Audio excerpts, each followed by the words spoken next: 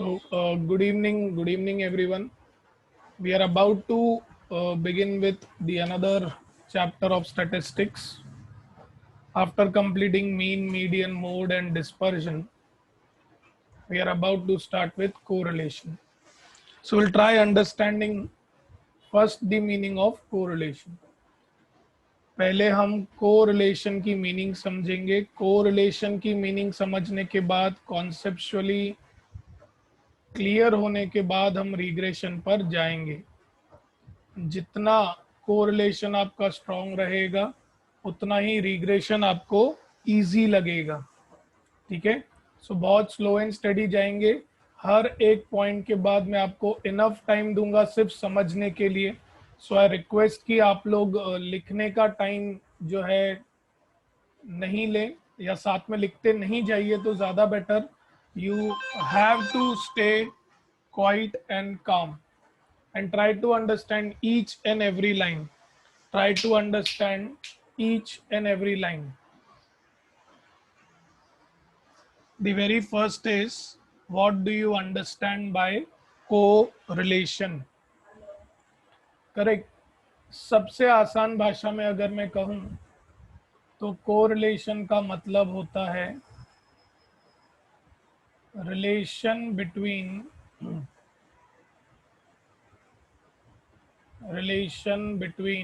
Two variables. Relation between two variables. हमने variables की meaning सीखी है ऑलरेडी. ठीक है. एक वेरिएबल में चेंज आने पर अगर दूसरे वेरिएबल में चेंज आता है हमें ये सीखना है whether the change we are talking about is it going to be positive और नेगेटिव, और क्यों सिर्फ दो ही वेरिएबल. तो let me be very clear. Relation जो है वो आपका दो से ज्यादा भी हो सकता है. ठीक है. लेकिन हमें सिलेबस में दो वेरिएबल तक ही स्टडी करना है. ठीक है. In our syllabus we have to study only for two variables. तो स्टडी करना क्या है? Correct. Exactly what we want to study. देखो ये मैथमेटिक्स नहीं है. मैथमेटिक्स में कैसे होता था कि आप पहले कॉन्सेप्ट सीखते हैं, फिर आप फॉर्मूला सीखते हैं. करेक्ट. और उसके बाद आप उन कॉन्सेप्ट्स और फॉर्मूलाज को यूज करते हैं to understand the things in a more better way. Correct. To understand the things in the more better way. अब यहाँ पर ऐसा नहीं होता है. यहाँ पर आपको पहले डेटा दिया जाता है. First data is given to you और उस डेटा को आपको पहले एनालिसिस करना पड़ता है. उस डेटा को आपको फिर से एक बार एनालिसिस करना पड़ता है और उस एनालिसिस के बेसिस पर आप किसी रिलेशन को फाइंड करते हैं. उस एनालिसिस के बेसिस पर आप किसी रिलेशनशिप को फाइंड करते हैं. करेक्ट. इसीलिए स्टैटिस्टिक्स को अच्छे से समझना इट बिकम्स मोर डिफिकल्ट, क्योंकि यहाँ पर मैथ्स की तरह ऐसा नहीं है कि कॉन्सेप्ट किया, फॉर्मूला किया और हो गया. ठीक है. तो let us try to deal with this in a more better way. जब मैं रिलेशनशिप कहता हूं तो let me take example number 1. बहुत ध्यान से आप सभी लोग आंसर देंगे. मैं आपको कहता हूं कि अगर डिमांड किसी चीज की बढ़ रही है और करस्पॉन्डिंगली प्राइस भी बढ़ रही है, और डिमांड अगर किसी चीज की घट रही है तो करस्पॉन्डिंगली प्राइस भी उसकी घट रही है, तो इसका मीनिंग क्या होगा? What will be the meaning of this? क्या कोई बता सकता है?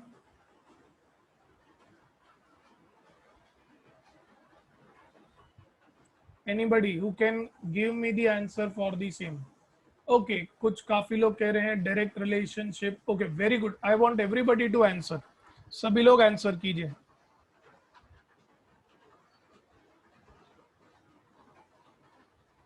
Very good,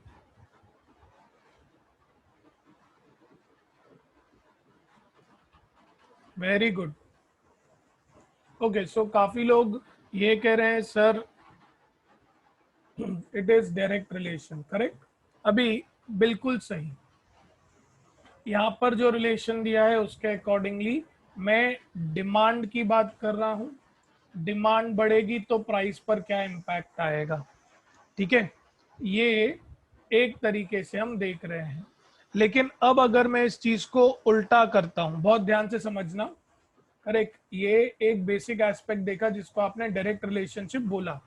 now I am telling you to deal with this की कॉज क्या रहेगा और इफेक्ट क्या रहेगा, ठीक है। What will be cause and what will be effect.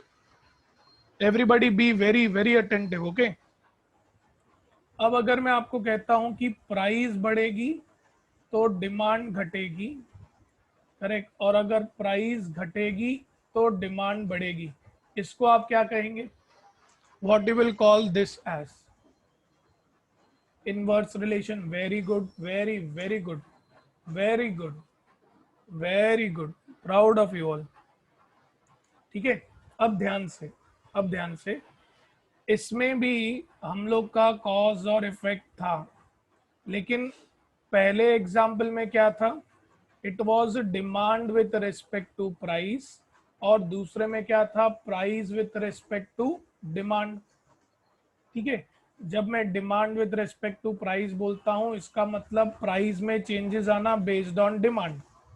जब मैं सेकेंड एग्जाम्पल लेता हूं, एग्जाम्पल नंबर 2, उस टाइम पर हमने क्या किया? हमने प्राइस को बढ़ाया या घटाया और देखा कि डिमांड में क्या चेंजेस आते हैं। तो जब भी आपको डायरेक्ट रिलेशन मिलता है, whenever you get any direct relation, उसे हम कहते हैं that it is positive correlation. It is called as positive correlation, correct. Similarly जब आपको इनडायरेक्ट कोरिलेशन मिलता है, जब आपको इनडायरेक्ट, तो उसे हम क्या कहेंगे? Negative correlation. What will call this as? Negative correlation, correct. तो नेगेटिव मतलब क्या? जैसे कि आप लोगों ने खुद ने कहा इनवर्स। इनवर्स, एक बढ़ रहा है तो दूसरा घट रहा है, ठीक है।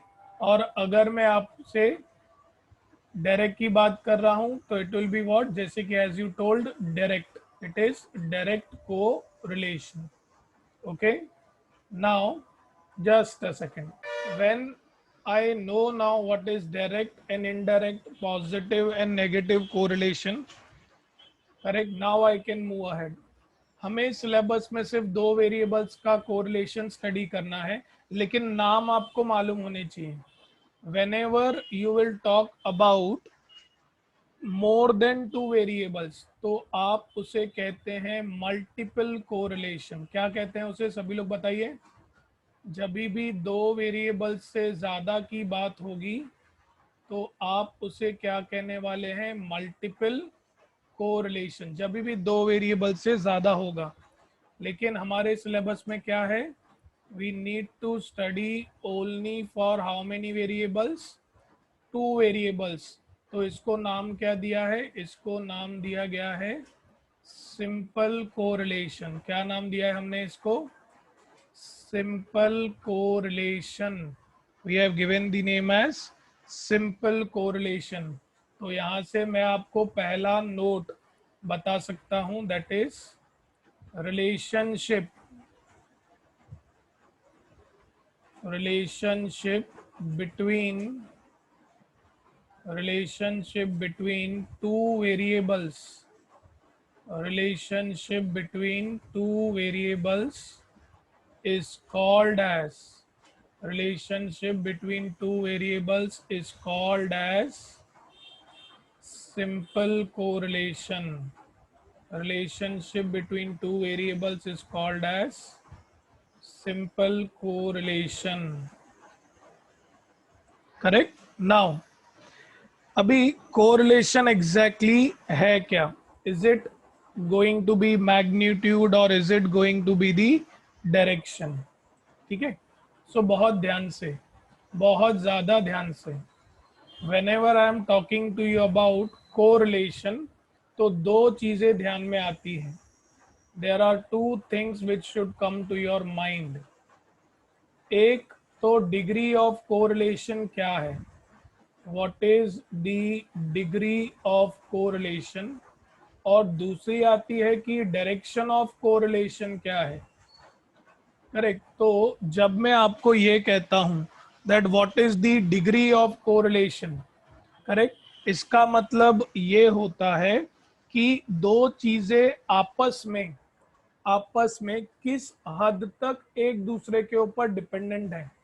How much dependent they are, how much dependent they are on each other, how much dependency.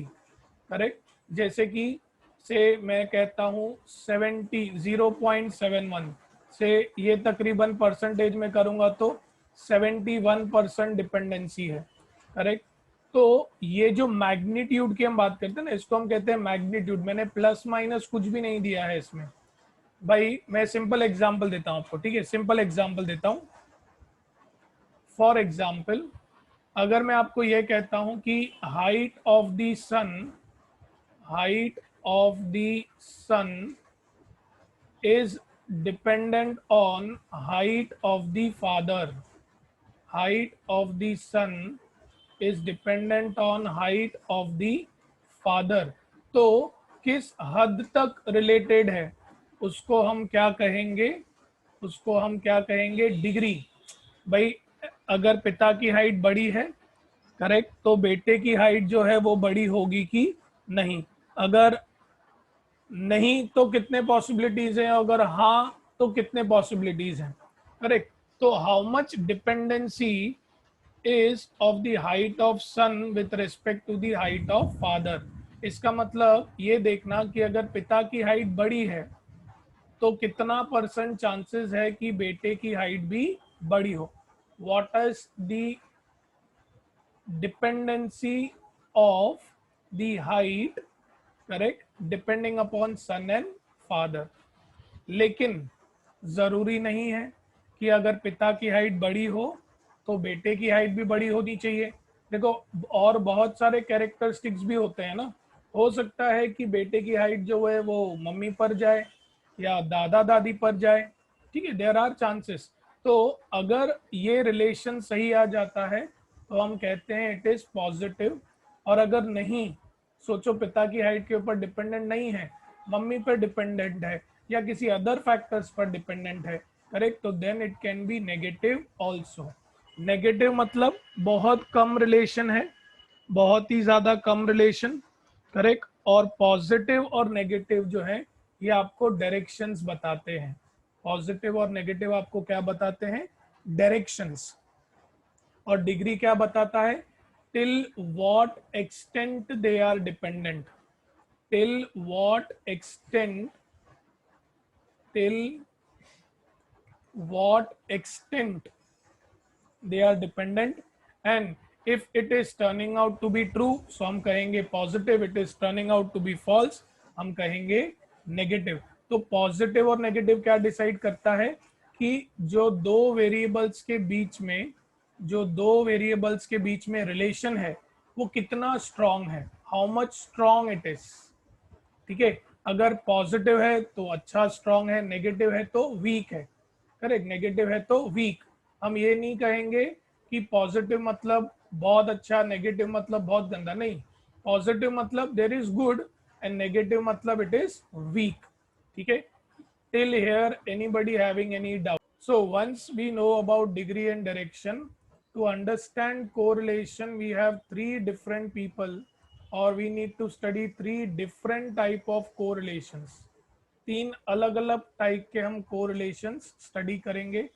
जिसमें सबसे ज्यादा इंपॉर्टेंट है आपका Karl Pearson coefficient of correlation. Karl Pearson coefficient of correlation, ठीक है। जो सेकंड है, करेक्ट, वो है आपका Spearman's rank correlation coefficient. Spearman Spearman ranks correlation coefficient. और जो तीसरा है वो है आपका coefficient of concurrent deviation. Third is coefficient of concurrent deviation. तो आपको ये तीन अलग अलग कोरिलेशंस जो हैं वो स्टडी करने हैं। You need to study these three different correlations, ठीक है। Okay, Karl Pearson coefficient of correlation is denoted by R, small r. Spearman's rank correlation coefficient is denoted by rho, इसको हम कहते हैं rho, RHO। 12th स्टैंडर्ड में आप इसे capital R से डिनोट करते थे। और कोएफिशिएंट ऑफ कंकरेंट डेविएशन को डिनोट किया जाता है R फिर उसके सफिक्स में C। एक और चीज, Karl Pearson coefficient of correlation का एक और नाम है प्रोडक्ट मूवमेंट कोरिलेशन कोएफिशिएंट।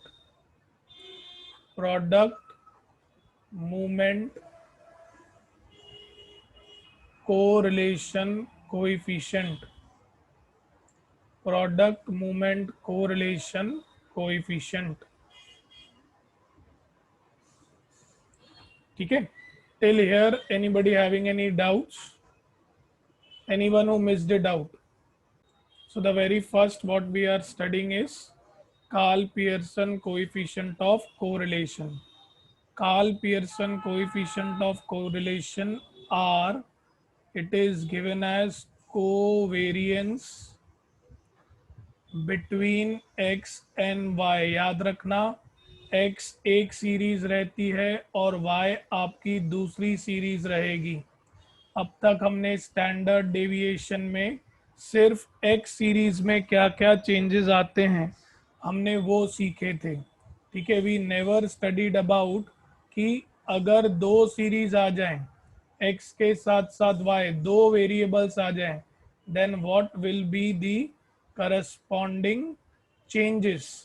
तो जब मैं इन दोनों के चेंजेस की बात करूंगा कि एक्स और वाई जो दो सीरीज है मेरे पास, इन दो सीरीज में कितना वेरिएंस आ रहा है, तो मैं उसे कहूंगा it is nothing but the covariance between x and y divided by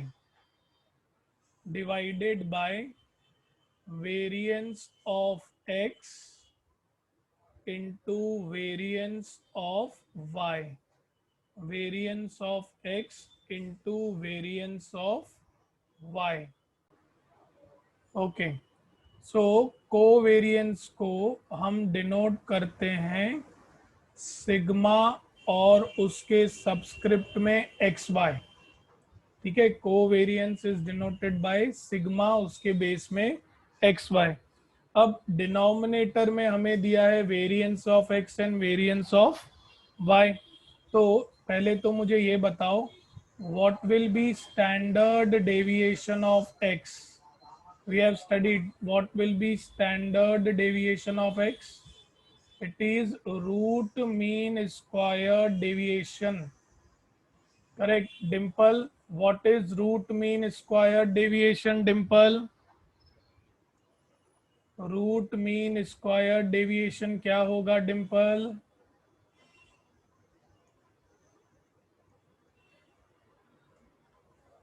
क्या आप बता सकते हैं? मीन मीडियन मोड हमने इन डिटेल सीखा है स्टैंडर्ड डेविएशन के बारे में।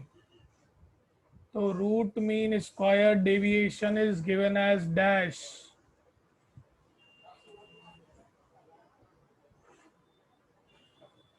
ओके, डिम्पल याद है कि नहीं वो बता दो तो मैं आगे बढ़ूं। डिम्पल का जवाब नहीं आ रहा, तो उन्हें याद होगा शायद, लिखने में टाइम ज़्यादा लग रहा है। स्टैंडर्ड डेविएशन हमने सीखा था 1/n summation of x i minus x bar the whole square, correct. इसको हम कहते थे standard deviation for x. Same चीज अगर y के लिए आएगी, करेक्ट, सेम चीज y के लिए आएगी तो क्या हो जाएगा Dimple? 1/n summation of y i minus y bar the whole square. इसे हम कहेंगे स्टैंडर्ड डेविएशन फॉर y। ठीक है, standard deviation of x, standard deviation of y। Anybody having any doubts in standard deviation of x formula and standard deviation of y formula?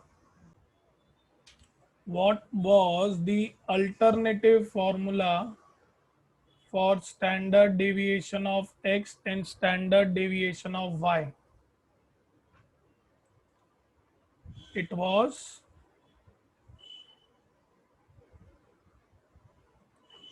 anyone? Summation of xi square, summation of xi square divided by n minus x bar square. Similarly अब अगर मैं आपसे standard deviation of y पूछूंगा, if I ask you standard deviation of y, this will be square root of summation of y i square divided by N minus y bar square. मैं आपको formulas revise करवा रहा हूँ।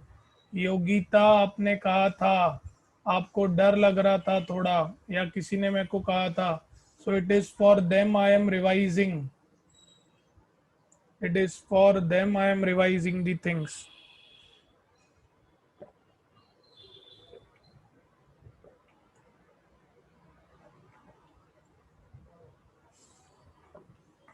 Okay, इसका फिर हमने एक और अल्टरनेटिव फॉर्मूला सीखा था। इसका एक और अल्टरनेट था, correct. What was the alternate for this? Anybody who remembers? एक और अल्टरनेटिव फॉर्मूला हमने सीखी थी इसके लिए।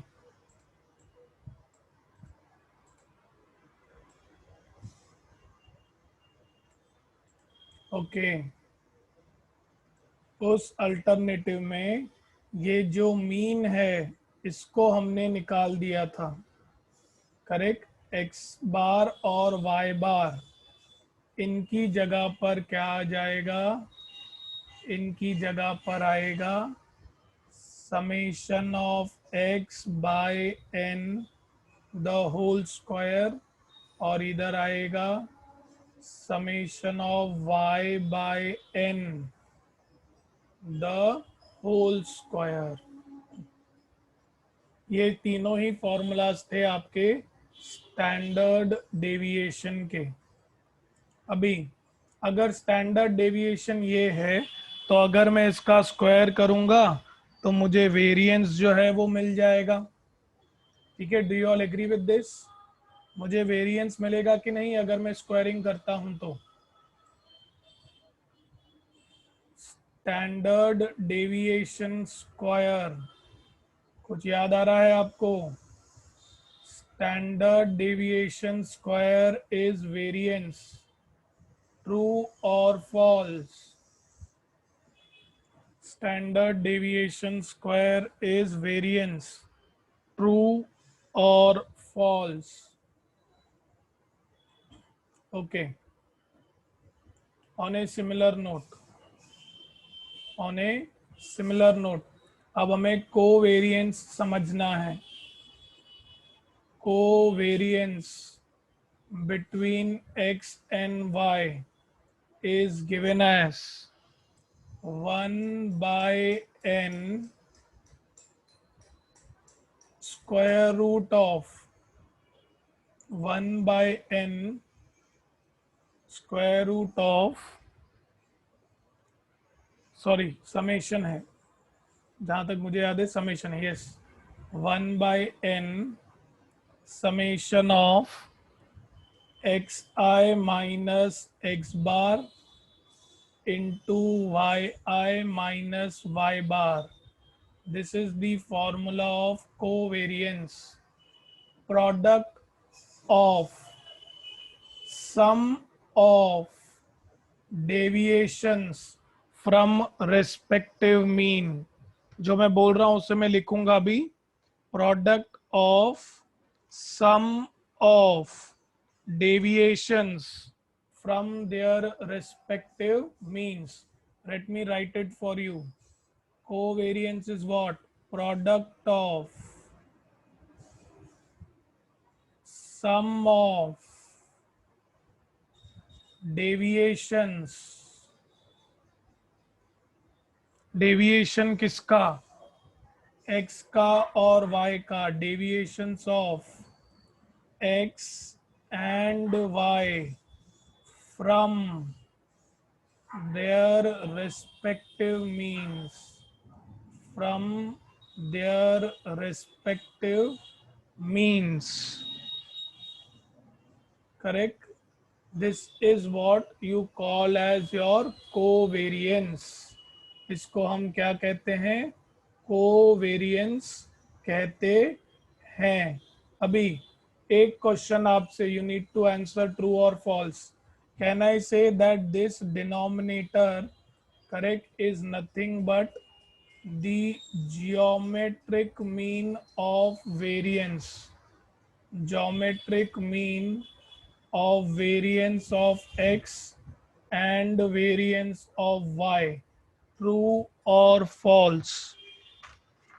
Geometric mean of variance of x and variance of y. Okay, okay, very good. Till this point, anybody having any doubts? Now, can I say that carefully?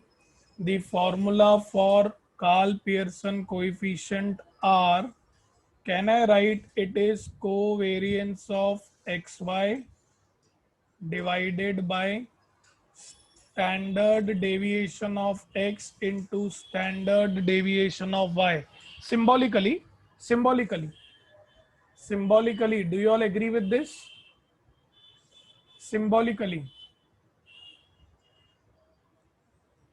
R as, okay, very good.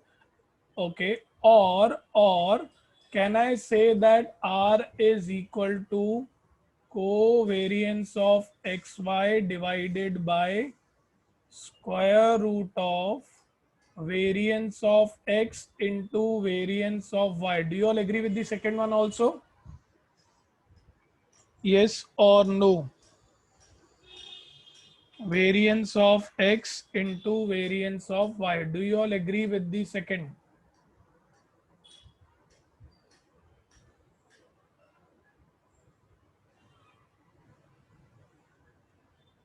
Okay okay. So जैसे हमारे पास standard deviation के formulas थे, फिर उसके alternative हमारे पास formulas थे, वैसे ही हमारे पास कोवेरिएंस का भी कुछ ना कुछ तो अल्टरनेटिव फॉर्मूला रहेगा. ठीक है, सो हम उसे भी डिराइव कर लेंगे, सो दैट सेम डेरिवेशन जैसे हमने पहली बार प्रोबेबिलिटी डिस्ट्रीब्यूशन में सीखा, फिर हमने स्टैंडर्ड डेविएशन में सीखा, फिर उसके अल्टरनेटिव फॉर्मूलाज में सीखा, आज similar kind of derivations we are going to see for the third time. हम तीसरी बार अभी सीखने वाले हैं इन चीज़ों को, ठीक है। तो covariance is what I am going to start with. Let me begin with covariance.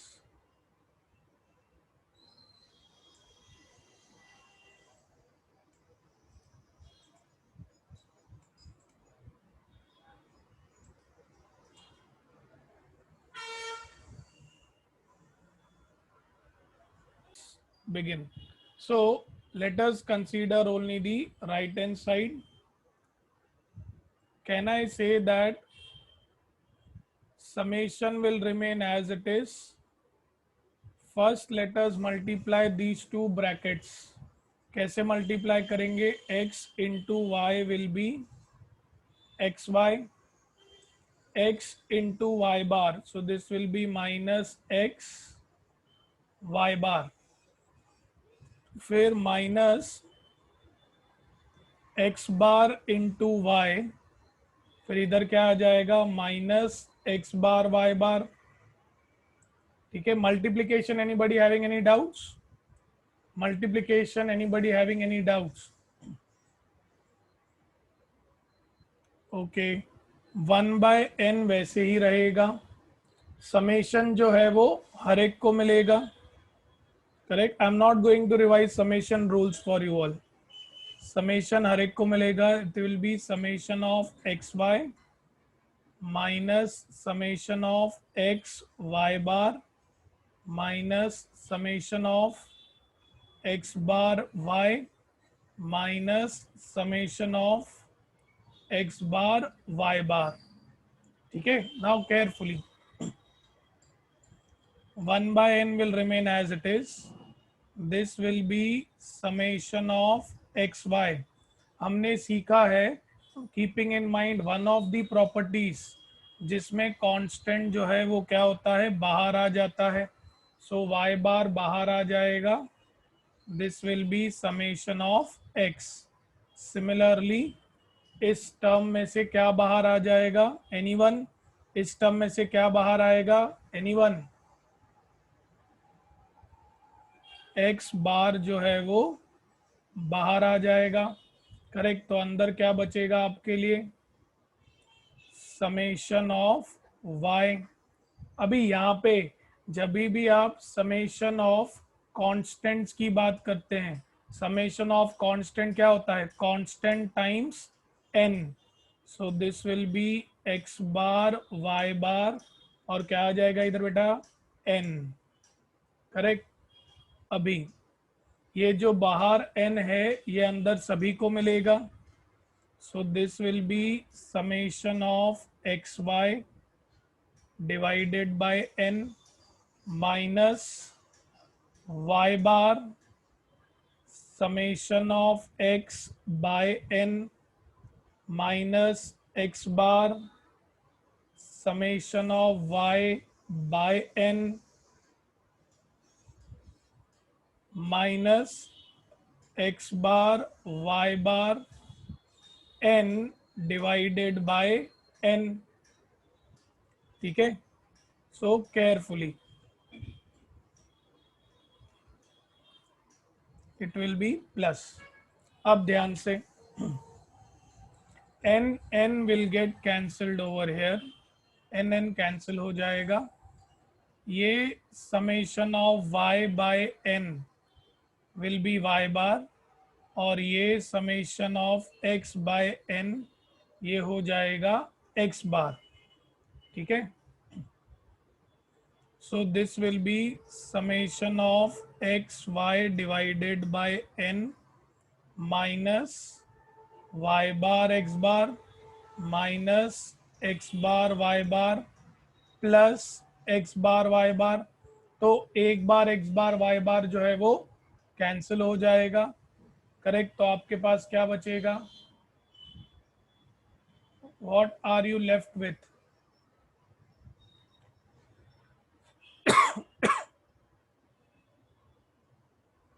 It is going to be summation of x y by n minus x y by n minus X bar into Y bar. तो आपको sigma X Y का alternative formula क्या मिला? Summation of x Y by N minus x bar into Y bar. Correct. So this becomes the alternative formula. ठीक है। अब ये भी रह गया है कि जिनको रूल्स याद नहीं है हम उन्हें रूल्स भी याद दिलाएंगे। समेशन ऑफ के x is constant outside summation of x. If it is summation of x plus y, then it is summation of x plus summation of y.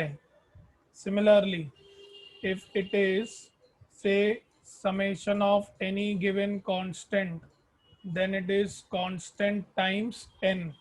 These were the rules of summation which we used. These are our rules of summation. इसमें से मोहित विश्वकर्मा हमने ये वाला rule apply किया है step 3 में। Constant term जो होता है वो हमेशा बाहर निकल जाता है Mohit Vishwakarma. X bar is nothing but what? A constant value. It is a single value that represents the entire set of observations. So x bar is constant, तो हमने कांस्टेंट टर्म को बाहर ले लिया।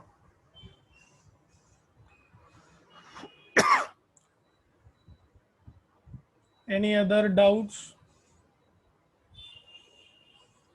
Got it sir. ठीक है मोहित, लेकिन नुकसान आपका ही है, मेरा नहीं है। अगर आपको प्रॉपर्टीज याद नहीं है तो मेरा क्या है बेटा, मैं तो रिवाइज करवा दूंगा, वो मेरा काम है।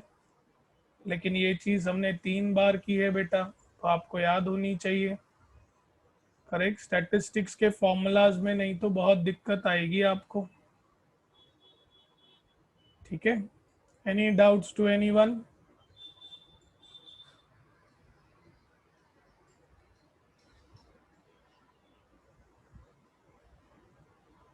Any doubts to anyone?